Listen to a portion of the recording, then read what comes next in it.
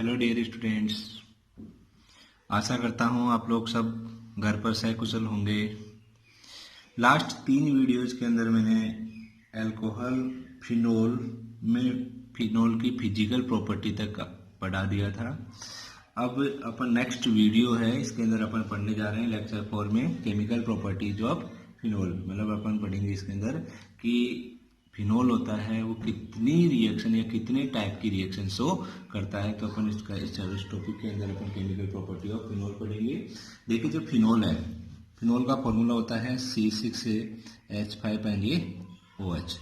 Phenol होता है वो 3 प्रकार की अभिक्रियाएं प्रदर्शित करता है। मतलब फिनोल 3 टाइप की रिएक्शन शो करता है। तो अपन यहाँ पर लिखेंगे फिनोल शो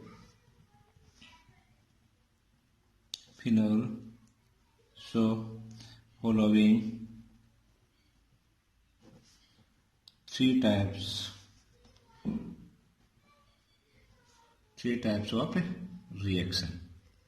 मतलब फिनोल निम्नलिखित 3 प्रकार के अभिक्रिया प्रदर्शित करता है। इसके अंदर कौन कौन से रिएक्शन हैं? सबसे पहले ये है reaction of phenolic group. Reaction of phenolic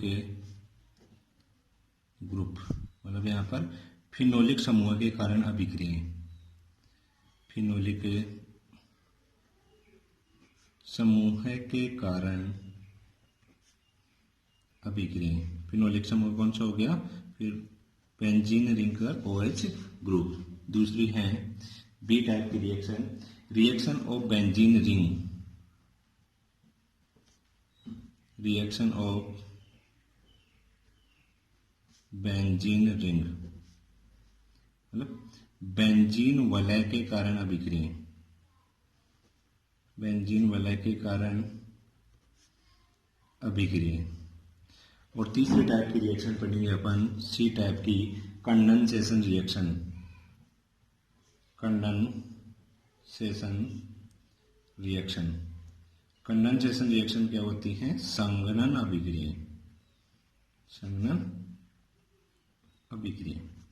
तो कुल मिला के हो गया कि फिनोल 3 प्रकार की अभिक्रिया प्रदर्शित करता है। फिनोलिक समूह के कारण अभिक्रिया, बेंजीन वलय के कारण अभिक्रिया और संघनन अभिक्रिया। इसके अंदर अपन मोर डिटेल से पढ़ेंगे एक एक अभिक्रिया के बारे में। तो सबसे पहले टॉपिक डालते हैं reaction of phenolic group.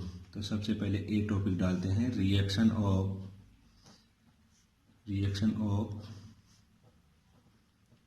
Phenolic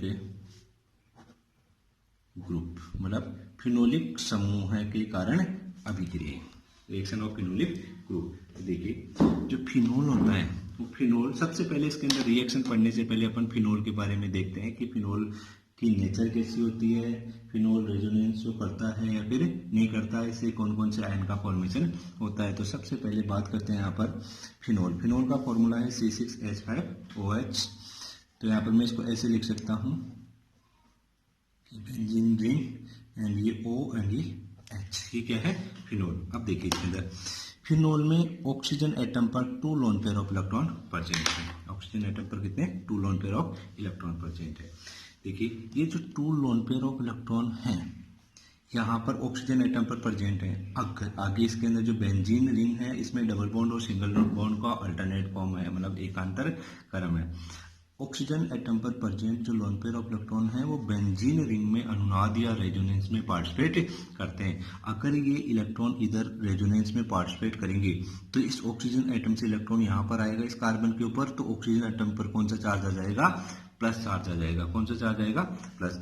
अगर ऑक्सीजन एटम के ऊपर प्लस चार्ज आता है, जो हाई इलेक्ट्रोनेगेटिविटी वाला एटम है, तो उस कंडीशन में ये OH बॉन्ड क्या हो जाएगा? वीक हो जाएगा। क्या हो जाएगा? OH बॉन्ड वीक हो जाएगा। OH बॉन्ड वीक हो जाएगा तो यहाँ से क्या निकल जाएगा? ये H प्लस निकल जाएगा। अगर यहाँ से H प्लस निकल रहा है तो इसकी नेचर कैसी हो गई? एसिडिक नेचर हो गई। तो यहाँ से कुल मिला के बात ये हो गई कि फिनोलिक ग्रुप में ऑक्सीजन एटम पर 2 lone pair of electron present हैं। यहाँ पर ये ऑक्सीजन पर उपस्थित लोन पेयर ऑफ इलेक्ट्रॉन अगर अनुनाद या रेजोनेंस में पार्टिसिपेट करते हैं तो उस कंडीशन में ऑक्सीजन के ऊपर पॉजिटिव चार्ज आता है। कैसे आएगा? क्योंकि इलेक्ट्रॉन देगा, इधर देगा तो इस ऑक्सीजन पर पॉजिटिव चार्ज आएगा, पॉजिटिव चार्ज आएगा तो उस कारण से OH बॉन्ड क्या हो जाएगा? वीक हो जाएगा। अगर ये बॉन्ड वीक होता है तो उस कंडीशन में यहाँ से ये H+ फॉर्म में H+ फॉर्म के अंदर निकलेगा। तो यहाँ से अपने पास में क्या बनेगा? यहाँ से बनेगा, अगर यहाँ से ये H+ बाहर निकलता है तो अपने पास में बनेगा यहाँ पर ऑक्सीजन पर 2 लोन पेयर ऑफ इलेक्ट्रॉन पहले से प्रेजेंट हैं और 2 इलेक्ट्रॉन, मतलब यहाँ से 1 एंड ये 2। तो ऑक्सीजन एटम पर तो माइनस चार्ज और प्लस में क्या निकल गया यहाँ से H+। देखिए ये तो है फिनोल, ये तो क्या है? फिनोल। और ये है फिनॉक्साइड आयन।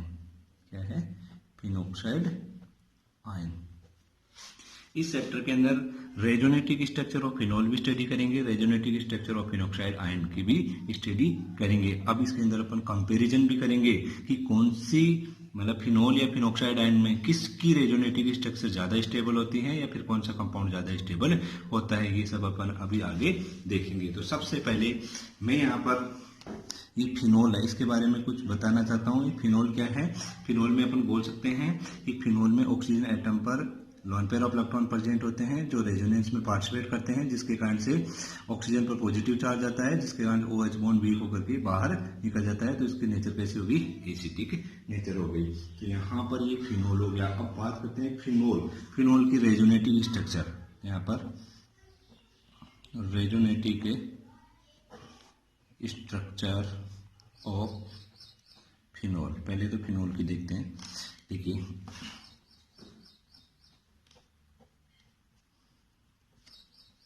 O एंड ये H, देखिएगा इधर। सबसे पहले अगर ये lone pair of electron pair इधर आएगा तो यहाँ पर तो कौन सा बॉन्ड बन जाएगा? डबल बॉन्ड बनेगा। यहाँ पर तो डबल बॉन्ड बनेगा, लेकिन ऑक्सीजन ने इलेक्ट्रॉन दिया है। ऑक्सीजन एक चीज का और ध्यान देना, यहाँ पर ये कार्बन होता है वो एक तरह sp2 हाइब्रिडाइज कार्बन होता है। ये कौन सा कार्बन होता है? sp2 hybridise carbon. और एक तरह से इलेक्ट्रॉन विड्रॉइंग नेचर का होता है, इलेक्ट्रॉन विड्रॉइंग। कैसी नेचर होती है इसकी? इलेक्ट्रॉन विड्रॉइंग, मतलब इलेक्ट्रॉन ग्राही प्रकृति का होता है। तो यहाँ से आगे इसकी रेजोनेटिक स्ट्रक्चर देखते हैं। देखिए अगर यहाँ आएगा तो यहाँ पर तो कौन सा बॉन्ड बनेगा? डबल बॉन्ड का फॉर्मेशन होगा। और इस ऑक्सीजन के ऊपर कौन सा चार्ज आ जाएगा? पॉजिटिव चार्ज, क्योंकि यहाँ पर इलेक्ट्रॉन दे रहा है। दूसरी तरफ देखते हैं। देखिए अगर यहाँ पर डबल बॉन्ड बनता है तो इस कार्बन की वैलेंसी कितनी हो जाएगी? 5 हो जाएगी, जिसके कारण से डबल बॉन्ड टूटेगा, ब्रेक होगा और इधर आएगा तो इस कार्बन के ऊपर कौन सा चार्ज आ जाएगा? अब माइनस चार्ज, बिकॉज ये इलेक्ट्रॉन एक्सेप्ट कर रहा है, इलेक्ट्रॉन विड्रॉ कर रहा है, ले रहा है। तो उस कंडीशन में इसकी रेजोनेटिक स्ट्रक्चर बनाएंगे। तो यहाँ पर इसकी रेजोनेटिक स्ट्रक्चर कुछ इस प्रकार से बनेगी। देखिएगा ये सिंगल बॉन्ड पहले से था, तो यहाँ पर तो कौन सा बॉन्ड बन गया? डबल बॉन्ड बन गया। और ये लो O एंड ये H, इसके ऊपर देखिए एक लोन पेयर ऑफ इलेक्ट्रॉन है और दूसरी तरफ इसने इलेक्ट्रॉन दिया है, तो कौन सा चार्ज आ गया इसके ऊपर? पॉजिटिव चार्ज आ गया। नेक्स्ट यहाँ पर ये आ गया, यहाँ पर माइनस चार्ज, और नेक्स्ट यहाँ पर डबल बॉन्ड ऐसे कैसे एज इट इज रख देंगे। नेक्स्ट रेजोनेटिक स्ट्रक्चर में देखिए माइनस चार्ज का मतलब है कि यहाँ पर 2 इलेक्ट्रॉन है और 1 बॉन्ड का फॉर्मेशन कर सकते हैं। तो उस कंडीशन में ये माइनस चार्ज अगर इधर आएगा तो यहाँ पर तो कौन सा बॉन्ड बन जाएगा? Double bond. बट ये वाला बॉन्ड ब्रेक होकर के इधर आएगा तो इस कार्बन के ऊपर कौन सा चार्ज आ जाएगा? माइनस चार्ज आ जाएगा। तो यहाँ पर इसकी नेक्स्ट रेजोनेटिक स्ट्रक्चर के अंदर अपन लिखेंगे कि ये डबल बॉन्ड O एंड ये H, ऊपर वाले को बिल्कुल नहीं छेड़ना है। यहाँ पर प्लस चार्ज हो गया, यहाँ पर तो बन गया ये लो डबल बॉन्ड, ये डबल बॉन्ड बन गया। और इस कार्बन के ऊपर कौन सा चार्ज आ गया? माइनस, और ये यहाँ पर पहले से डबल बॉन्ड बना हुआ है। नेक्स्ट रेजोनेटिक स्ट्रक्चर में ये माइनस चार्ज इधर आएगा तो यहाँ पर तो डबल बॉन्ड बन जाएगा, और ये डबल बॉन्ड ब्रेक होकर के इधर आएगा तो इस कार्बन के ऊपर कौन सा चार्ज आ जाएगा? माइनस चार्ज आ जाएगा। तो यहाँ पर इसकी रेजोनेटिक स्ट्रक्चर बनेगी कुछ इस तरह से, डबल बॉन्ड O एंड ये H, यहाँ पर पॉजिटिव चार्ज, डबल बॉन्ड, और यहाँ पर कौन सा चार्ज आ गया? Minus charge. नेक्स्ट रेजोनेटिक स्ट्रक्चर में यहाँ पर ये डबल बॉन्ड बन जाएगा, ये बॉन्ड ब्रेक होकर के वापस इधर जाएगा तो यहाँ पर वापस ऑक्सीजन के ऊपर जो पॉजिटिव चार्ज है वो क्या हो जाएगा? यहाँ पर खत्म हो जाएगा। ये O हो गया, ये H हो गया, 2 लोन पेयर वापस आ गए। ये देखो डबल बॉन्ड, फिर डबल, और ये वाला डबल, ये वापस क्या बन गया अपने पास में? फिनोल। और ये भी क्या है? फिनोल। ये क्या है? Resonetic structure of phenol.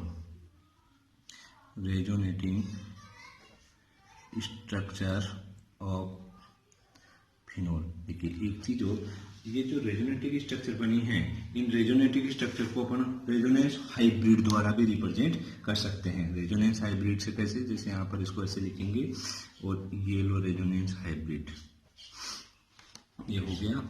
ये यहाँ पर डबल बॉन्ड है, यहाँ पर ये O है H। देखिए ऑक्सीजन यहाँ पर कौन सा चार्ज आया था, ये लो पॉजिटिव चार्ज। इसके अलावा देखिए डेल माइनस चार्ज, यहाँ पर माइनस चार्ज और ये माइनस चार्ज, मतलब एक तरह से माइनस चार्ज किस किस पोजीशन पर रोटेट हो रहा है। देखिए इसके रेस्पेक्ट में ये दोनों पोजीशन ऑर्थो पोजीशन, ऑर्थो, ये मेटा एंड ये पैरा। ऑर्थो का मतलब होता है ortho position, ortho, M for Meta, M for Meta and P for para position, P for para position.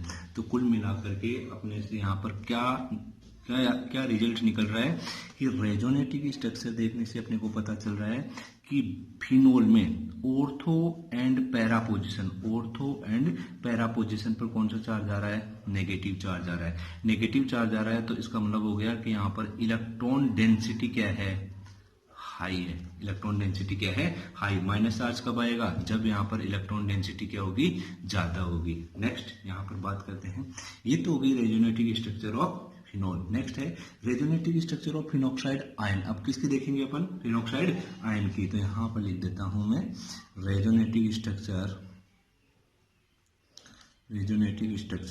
Of phenoxide ion, resonative structure of phenoxide ion, resonative structure of phenoxide ion के अंदर अपन resonative structure of phenoxide ion. देखिए phenoxide ion के अंदर अपन resonative structure देखेंगे। देखिए phenoxide ion की रेजोनेटिव स्ट्रक्चर कैसे बनेगी, सबसे पहले तो अपन बनाते हैं फिनॉक्साइड आयन।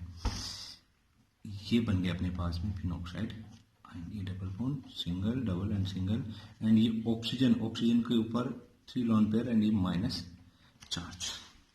माइनस चार्ज कैसे है जो मैं भी आप लोगों को बता चुका हूँ। यहाँ पर देखिए इसके अंदर भी वही इलेक्ट्रॉन बेंजीन रिंग के अंदर जाएंगे रेजोनेंस में। कैसे जाएंगे, देखिए अगर ये इलेक्ट्रॉन इधर आता है तो यहाँ पर तो कौन सा बॉन्ड बन जाएगा, डबल बॉन्ड।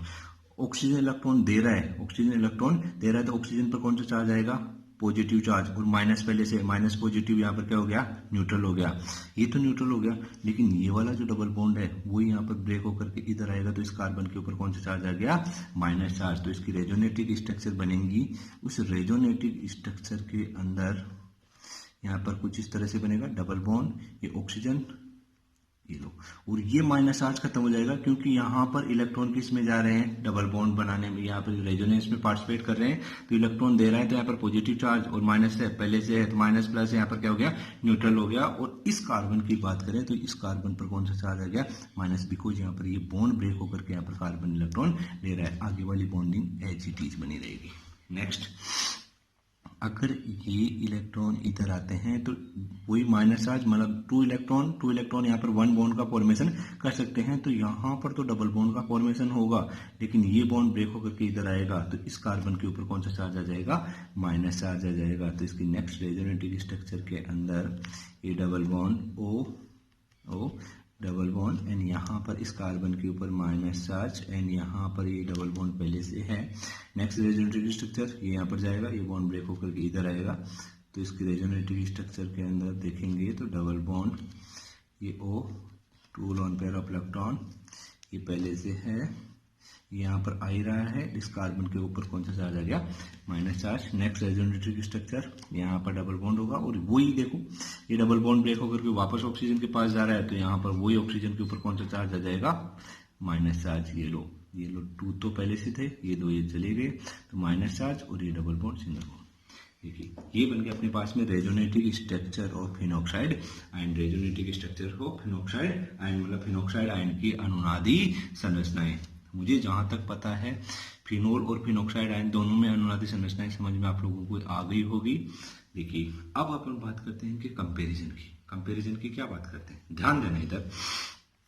देखिए कंपैरिजन की बात क्या करते हैं, देखो फिनोल है, फिनोल में तो पॉजिटिव चार्ज है और बेंजीन रिंग में ऑर्थो और पैरा पोजीशन पर कौन सा चार्ज है, नेगेटिव चार्ज। मतलब फिनोल की रेजोनेटिव स्ट्रक्चर के अंदर पॉजिटिव और नेगेटिव चार्ज का सेपरेशन हो रहा है। पॉजिटिव और नेगेटिव चार्ज का क्या हो रहा है? सेपरेशन हो रहा है। जबकि अपन बात करते हैं resonative structure of phenoxide. Resonative structure of phenoxide के अंदर ऑक्सीजन एटम के ऊपर देखो, जैसे ही रेजोनेंस शो करता है यहाँ पर देखो चार्ज इसका क्या हो जाता है? खत्म हो जाता है। अगर चार्ज खत्म हो रहा है तो केवल बेंजीन रिंग के ऊपर कौन सा चार्ज आ रहा है? Minus charge. मतलब फिनोक्साइड आयन की रेजोनेटिव स्ट्रक्चर के अंदर चार्ज का सेपरेशन नहीं होता है। जबकि जो अपने पास में फिनोल है, फिनोल की रेजोनेटिव स्ट्रक्चर में पॉजिटिव और नेगेटिव चार्ज का सेपरेशन होता है। इसलिए ध्यान देना, फिनोल की तुलना में या फिनोल के कंपैरिजन फिनोक्साइड आयन होता है वो ज्यादा स्टेबल होता है। मतलब फिनोल के comparison phenoxide ion more stable होता है, बिकॉज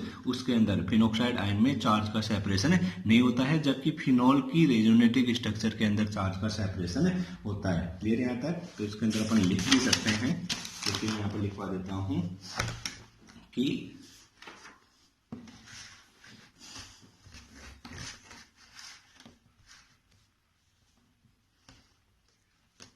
फिनोक्साइड आयन इज, या फिर इसके अंदर ऐसे लिख दें, phenoxide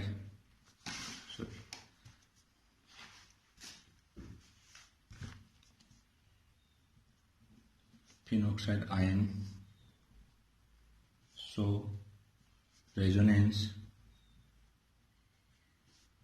its resonative structure is more stable। इस resonative structure is more stable. मैं यहाँ पर अंडरलाइन कर देता हूँ कि फिनोक्साइड आयन रेजोनेंस शो करता है जिसकी रेजोनेटिव स्ट्रक्चर क्या होती है? मोर स्टेबल होती हैं। मोर स्टेबल बिकॉज, क्यों होती है? Because in resonative structure of phenoxide ion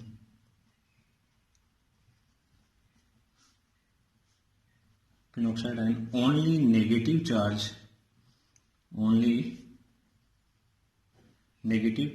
in delocalized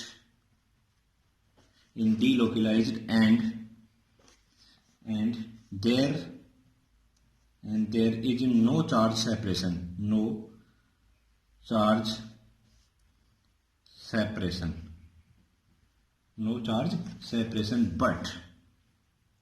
but in phenol separation of charge takes place as phenoxide is more stable than phenol. कुल मिला के बात ये होगी कि फिनोक्साइड आयन होता है, फिनोक्साइड आयन मोर स्टेबल होता है किसके कंपैरिजन? फिनोल के कंपैरिजन, बिकॉज फिनोल में पॉजिटिव और नेगेटिव चार्ज का सेपरेशन होता है, जबकि फिनोक्साइड आयन में रेजोनेटिव स्ट्रक्चर में किसी चार्ज का सेपरेशन नहीं होता है। तो यहाँ पर हिंदी मीडियम के लिए भी लिख सकते हैं कि फिनोल की तुलना में फिनोक्साइड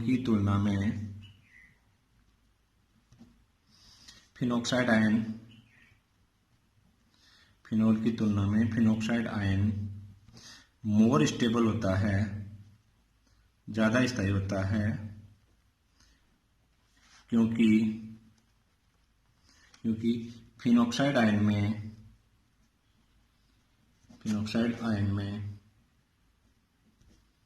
आवेश का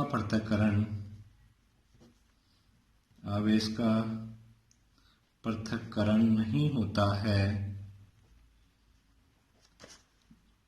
ऋणावेश ही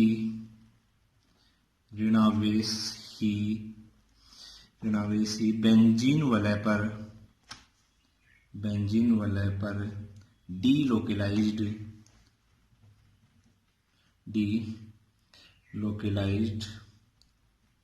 होता है, जबकि फिनोल में धनावेश व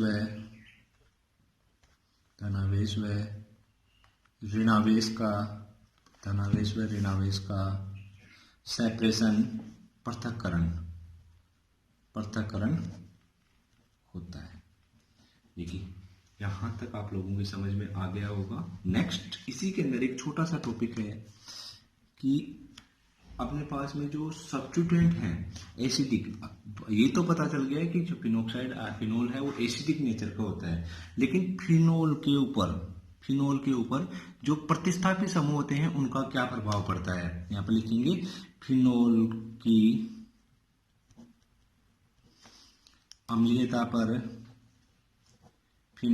अम्लीयता पर प्रतिस्थापियों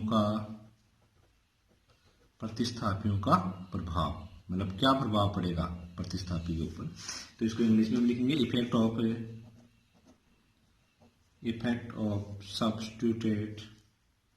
substituents on acidic character of phenol. Acidic character of phenol मतलब इसके ऊपर क्या प्रभाव पड़ेंगे। सबसे पहला है इसके अंदर ए कि electron withdrawing presence presence of electron withdrawing group मतलब इलेक्ट्रॉन ग्राही समूह है, ग्राही समूह पर क्या प्रभाव पड़ेगा। देखिए इधर ध्यान देना इधर कि ये तो है फिनोल, मैंने बताया अभी आपको कि ये ऑर्थो पोजीशन, ये मेटा और ये para.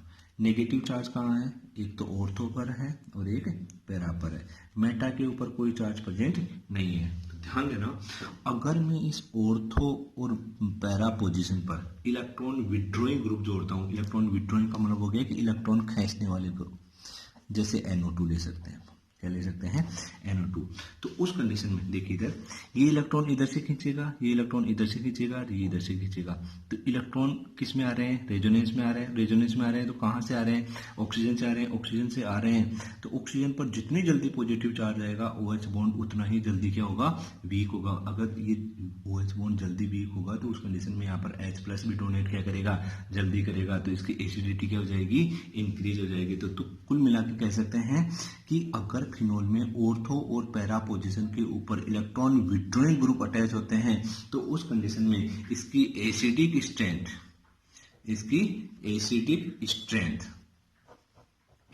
Strength of phenol are increases. मतलब एसिडिक या अम्लीय प्रवृत्ति क्या हो जाती है, इसकी इंक्रीज हो जाती है। इसके अलावा देखो, अगर इलेक्ट्रॉन रिलीजिंग ग्रुप जुड़े, क्या जुड़े, इलेक्ट्रॉन रिलीजिंग ग्रुप मतलब इलेक्ट्रॉन दाता समूह। ध्यान देना इधर, इलेक्ट्रॉन दाता समूह कैसे जुड़ेगा कि ये हो गया यहाँ पर फिनोल OH, ये ऑर्थो पोजीशन एंड ये पैरा, ऑर्थो एंड ये पैरा। अगर मैं यहाँ पर कोई इलेक्ट्रॉन देने वाला ग्रुप जोड़ता हूँ, मतलब रिलीज करने वाला ग्रुप जोड़ता हूँ, जैसे R ग्रुप जोड़ देता हूँ, तो ये देखो खुद ही इलेक्ट्रॉन दे रहे हैं, ये भी इलेक्ट्रॉन दे रहे हैं। तो इस ऑक्सीजन से इलेक्ट्रॉन रिंग में नहीं आएगा। अगर रिंग में नहीं आया तो ऑक्सीजन पर पॉजिटिव चार्ज नहीं आएगा। अगर पॉजिटिव चार्ज नहीं आएगा तो यहाँ से ये जो OH बॉन्ड है वो यहाँ पर वीक नहीं होगा तो ये ब्रेक नहीं होगा। तो उस कंडीशन में H+ डोनेट नहीं करेगा। अगर H+ डोनेट नहीं करेगा तो इसकी एसिडिक स्ट्रेंथ क्या हो जाएगी, डिक्रीज हो जाएगी। एसिडिक स्ट्रेंथ क्या हो जाएगी, डिक्रीज, मतलब अम्लीय प्रवृत्ति क्या हो जाएगी, अम्लीय प्रवृत्ति आर डिक्रीज। ये क्या आता है। नेक्स्ट है, ये हो गए अपने फिनोल और फिनोक्साइड आयन। फिनोल और फिनोक्साइड आयन जो भी जनरल नॉर्मल क्या है कि रिएक्शन ऑफ फिनोलिक ग्रुप के कारण अपन ने केवल और केवल फिनोल और फिनोक्साइड आयन के रेजोनेटिव स्ट्रक्चर यहाँ पर पढ़ा है। नेक्स्ट देखते हैं यहाँ पर, यहाँ से कुछ क्वेश्चंस देखते हैं। क्वेश्चंस है, सबसे पहला क्वेश्चन है, देखिए क्वेश्चन है explain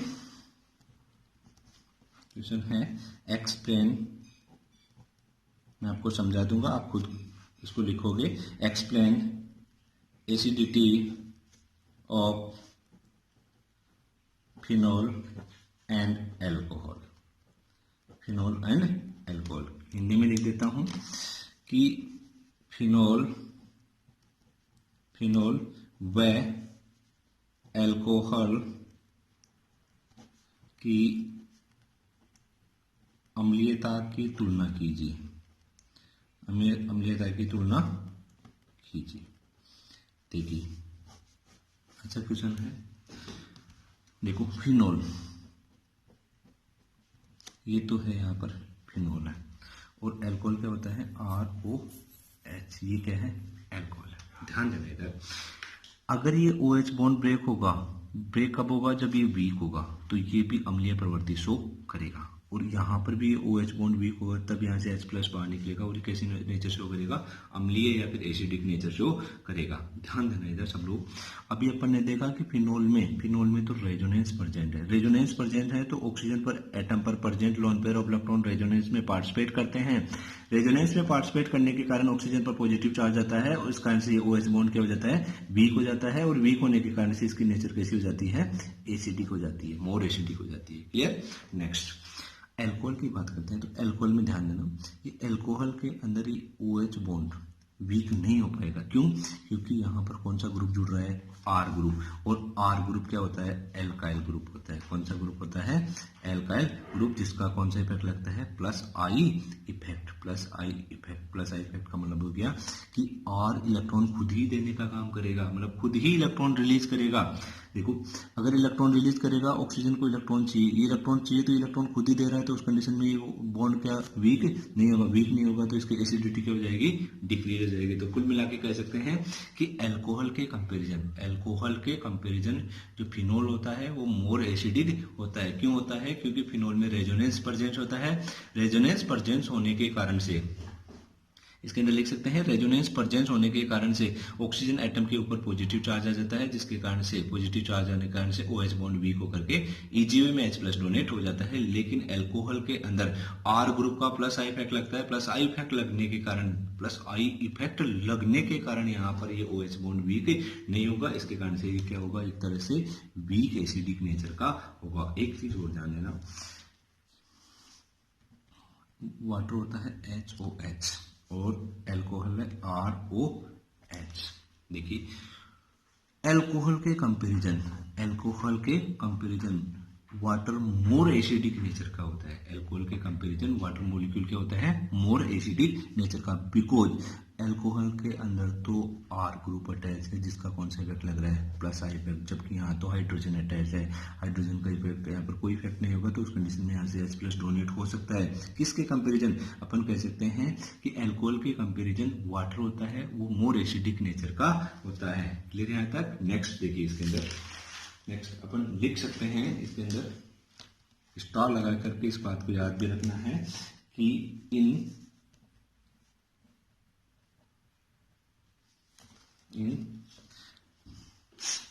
comparison to alcohol,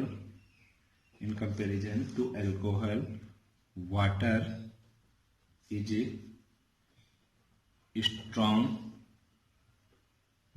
strong proton donor। मतलब वाटर क्या है, स्ट्रॉन्ग प्रोटॉन डोनर है। क्लियर यहाँ तक। नेक्स्ट है, एक और क्वेश्चन देखें तो सेकंड क्वेश्चन देख सकते हैं, explain acidity of phenol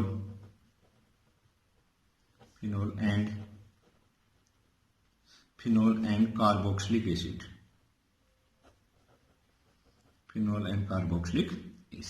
ध्यान देना, अपने को एसिडिटी के एक्सप्लेन करनी है किसकी, फिनोल एंड कार्बोक्सिलिक एसिड। तो याद रखना कार्बोक्सिलिक एसिड मोर एसिडिक होता है, किसके कंपैरिजन, फिनोल के comparison. Carboxylic acid more acidic होता है किसके कंपैरिजन, फिनोल के कंपैरिजन। क्यों होता है, इसका रीजन देखिए।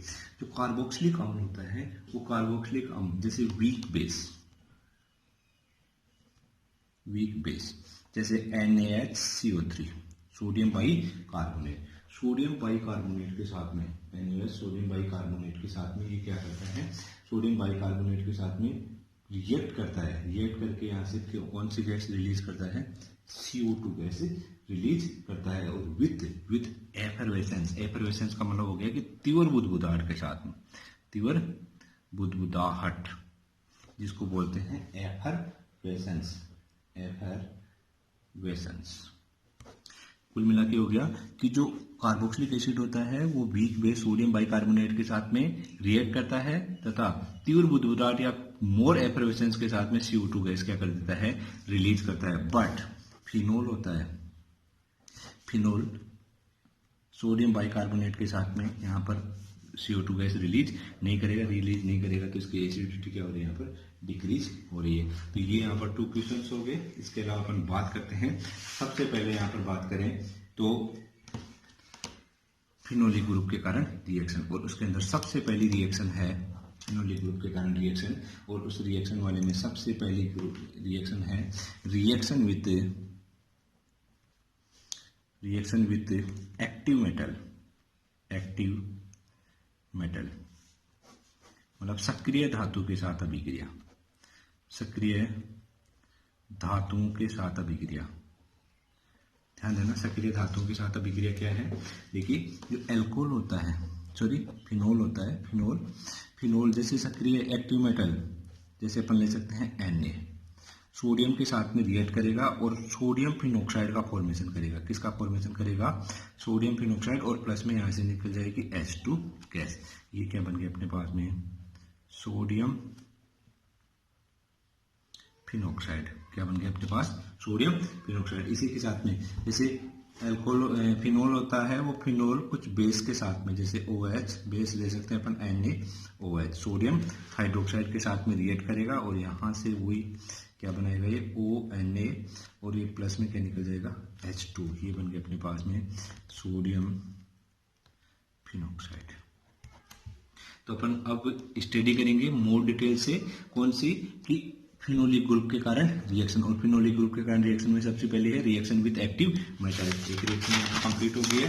सेकेंड रिएक्शन की बात करें तो सेकेंड रिएक्शन है reaction with zinc, Zn metal. Second है, फटाफट लिखेंगे, रिएक्शन विद जिंक डस्ट। देखिए फिनोल है, फिनोल का फॉर्मूला है C6H5OH, रिएक्ट विथ Zn, तो यहां से बनाएगा C6H6 प्लस में यहां से जिंक का ऑक्साइड Zn। ये क्या बन गया अपने पास में, बेंजीन का फॉर्मेशन। मतलब phenol react with zinc dust and found benzene and ये zinc oxide. Next third reaction, फटाफट लिखेंगे इसके अंदर, रिएक्शन विथ अमोनिया,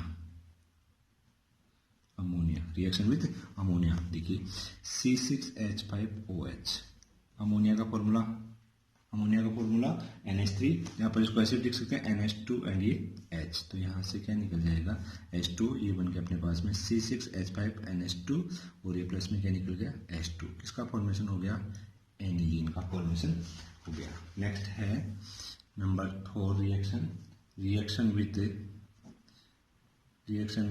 PCl5, तो यहाँ पर लिखेंगे C6H5OH, phenol react with PCl5 and formed C6H5Cl plus में POCl3 प्लस में HCl। ये बन गया अपने पास में क्लोरोबेंजीन।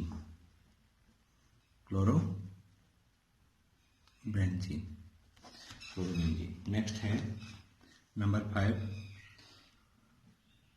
ईथरेशन, ईथरीकरण अभिक्रिया। देखिए ईथरीकरण अभिक्रिया क्या होती है कि phenol react with base like NaOH, sodium hydroxide, and formed ONa। ये बन गया अपने पास sodium phenoxide. Then sodium phenoxide वापस रिएक्ट करता है CH3I, या फिर यहां से ले सकते हैं RX। क्या ले सकते हैं RX, मतलब alkyl halide. Then formed OCH3 and plus में निकल गया यहाँ पर NaI, अगर अपन ने क्या काम में लिया CH3। ये बन गया अपने पास में OCH3O, इसको लिख सकते हैं अपन, ये बन गया methyl phenyl ether, methyl phenyl ether. This reaction are called etheration reaction. Next है नंबर 6 है नेक्स्ट एस्टरिफिकेशन, एस्टरीकरण अभिक्रिया, एस्टरीकरण अभिक्रिया। देखिए एस्टरीकरण अभिक्रिया क्या होती है कि phenol C6H5OH phenol react with RCOH carboxylic acid in the presence of H+ medium and formed C6H5O COR and H2। ये बन गया अपने पास में एस्टर, RCOR, ये क्या बन गया, एस्टर बन गया। नेक्स्ट है नंबर 7 ऑक्सीडेशन। देखिए ऑक्सीडेशन याद रखना इस रिएक्शन को कि फिनोल का अगर क्रोमिल क्लोराइड की प्रेजेंस में, क्रोमिल क्लोराइड का फॉर्मूला होता है CrO2Cl2 एंड कंसंट्रेट H2SO4 की प्रेजेंस में ऑक्सीडेशन करवाते हैं तो अपने पास में बनता है बेंजोक्विनोन। क्या बनता है, बेंजोक्विनोन का फॉर्मेशन होता है। नेक्स्ट है, ये हो गई अपने पास में A टाइप की रिएक्शन। दूसरी टाइप की रिएक्शन है B टाइप। B टाइप की कौन सी रिएक्शन है, reaction of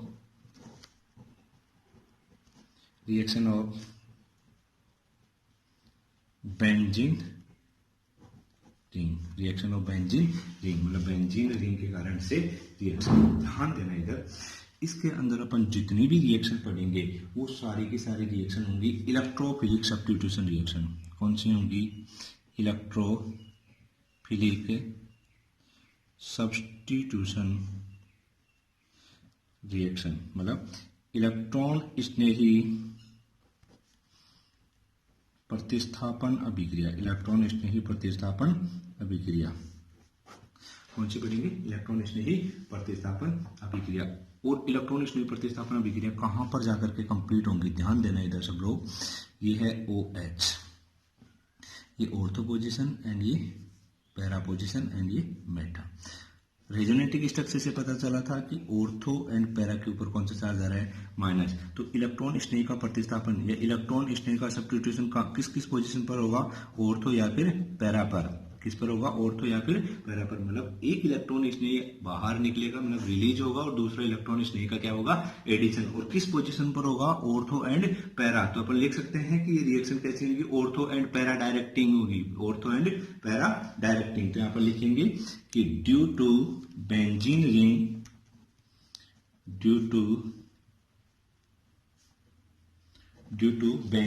ring phenol undergoes electrophilic substitution reaction. The OH group attached to benzene ring is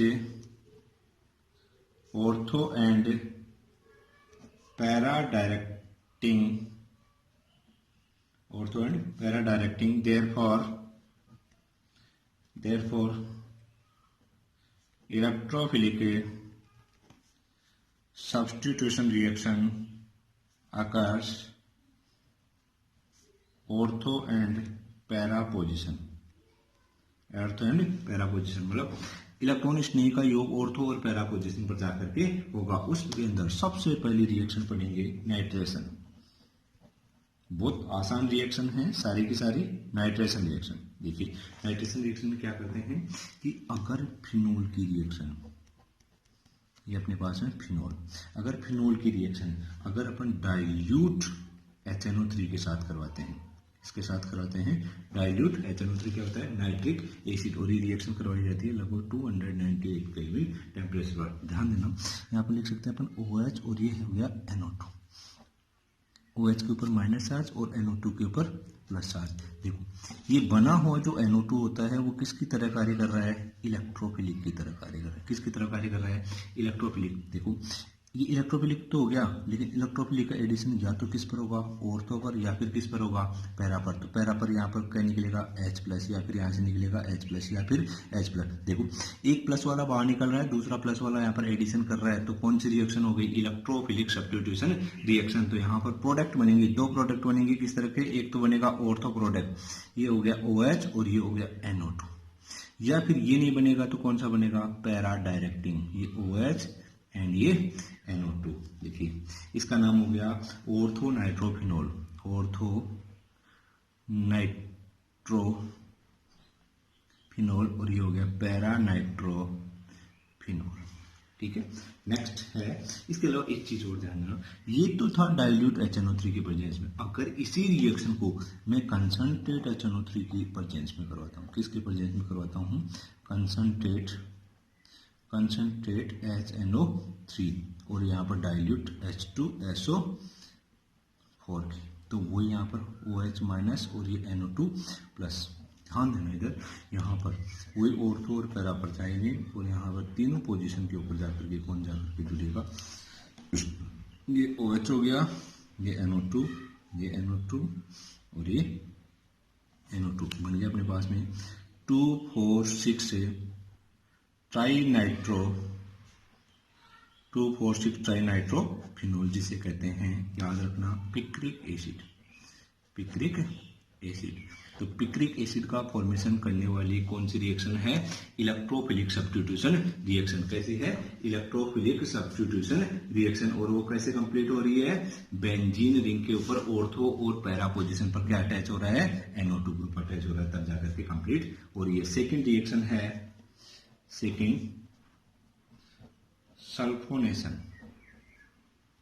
sulphonation, देखिए सल्फोनेशन क्या है, अगर बेंजीन की रिएक्शन, फिनोल की रिएक्शन सल्फ्यूरिक एसिड H2SO4 के साथ में करवाएंगे, तो देखो यहाँ पर H2SO4 को लिख सकता हूं मैं ऐसे, कि OH के ऊपर माइनस और SO3H के ऊपर प्लस, वो यहाँ पर किस कहाँ पर होगी, ऑर्थो एंड पैरा पोजिशन पर। तो अपने पास में बनेगा यहाँ से OH SO3H, या फिर ये नहीं बनेगा तो यहाँ से बनेगा OH और ये SO3H।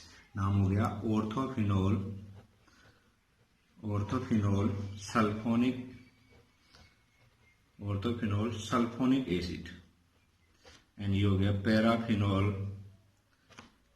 सल्फोनिक एसिड, ये हो गई सल्फोनेशन रिएक्शन। तो यहाँ पर सेकेंड टाइप की रिएक्शन ऑफ बेंजीन रिंग, इसके अंदर अपन 2 रिएक्शन के बारे में स्टडी किया है। रिएक्शन ऑफ बेंजीन रिंग में याद रखना सारी की सारी रिएक्शन होंगी इलेक्ट्रॉनफिलिक सब्स्टिट्यूशन रिएक्शन, उसमें सबसे पहले नाइट्रेशन होगी, दूसरी होगी सल्फोनेशन रिएक्शन। थर्ड रिएक्शन है name reaction, Friedel-Crafts reaction. Third है यहाँ पर नेम रिएक्शन है, स्टार लगा देना इसके ऊपर। थर्ड है फ्रीडल-क्राफ्ट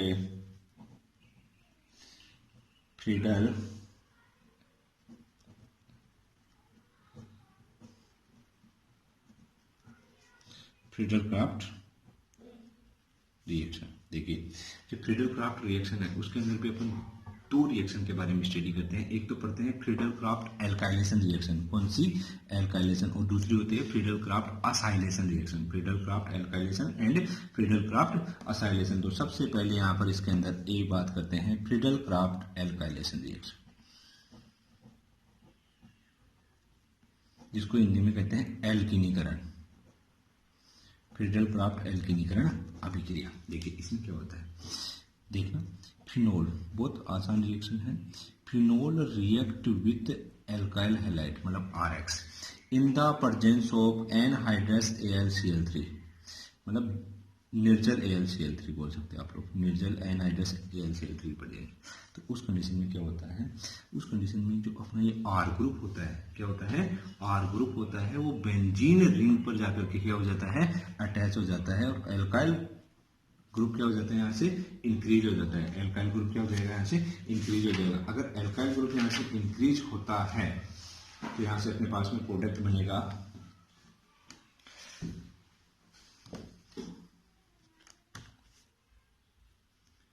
ये बन गया अपने पास में OH एंड ये R ग्रुप जाकर के क्या हो रहा है, इंक्रीज हो रहा है। इसके इसी के साथ में यहाँ पर या तो इस पोजीशन पर जाकर के इंक्रीज होगा ऑर्थो पर, या फिर किस पर होगा, पैरा पर जाकर के होगा। किस पर होगा, पैरा, OH एंड ये R। अब ध्यान दो ये इलेक्ट्रोफिलिक सब्स्टिट्यूशन रिएक्शन कैसे हुई, क्योंकि R के ऊपर पॉजिटिव, X के ऊपर नेगेटिव, तो जहां से निकलेगा वो H+ निकलेगा।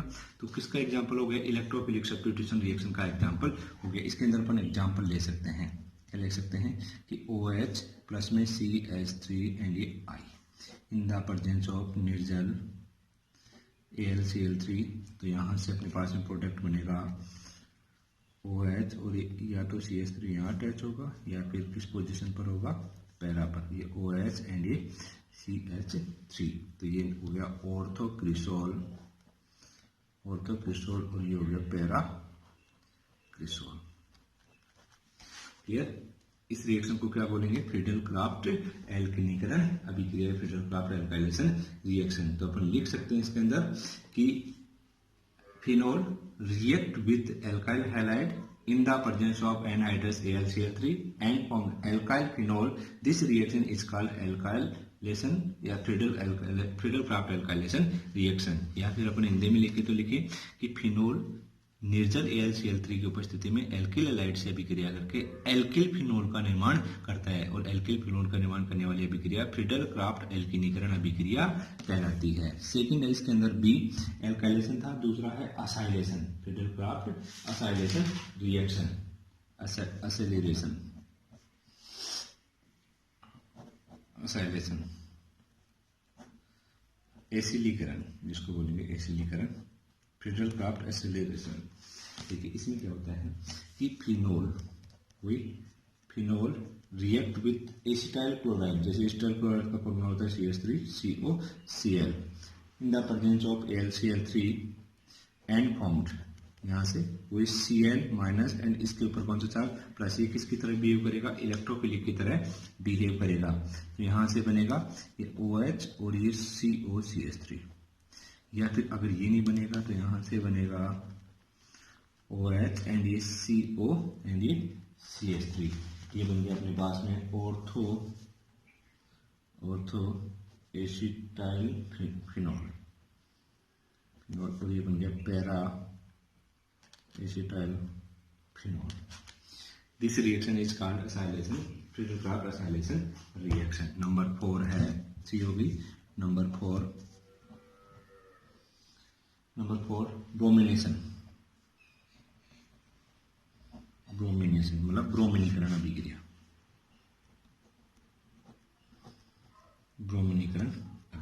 ब्रोमिनेशन या फिर ब्रोमिनीकरण अभिक्रिया। देखिए इधर अपन क्या करते हैं, ब्रोमिनीकरण अभिक्रिया में डिफरेंट प्रोडक्ट का फॉर्मेशन होगा, मतलब डिफरेंट कंडीशन पर डिफरेंट प्रोडक्ट का फॉर्मेशन होगा। क्या है कि फिनोल को अगर अपन ब्रोमीन वाटर के साथ में गर्म करते हैं, किसके साथ में गर्म करते हैं, ब्रोमीन वाटर के साथ में गर्म करते हैं, और एक्सेस अमाउंट में, एक्सेस ऑफ ब्रोमीन वाटर, तो उस कंडीशन में अपने पास में फॉर्मेशन होता है ये OH Br, यहाँ पर Br और यहाँ पर Br और प्लस में 3HBr, ये बन गया अपने पास में 2,4,6 ट्राइब्रोमो फिनोल का फॉर्मेशन होता है। लेकिन अगर इसी रिएक्शन के अंदर वही ब्रोमिनेशन करवाते हैं और कार्बन डाइसल्फाइड डाल दें, CH2 डाल दें या फिर CCl4 डाल दें, तो उस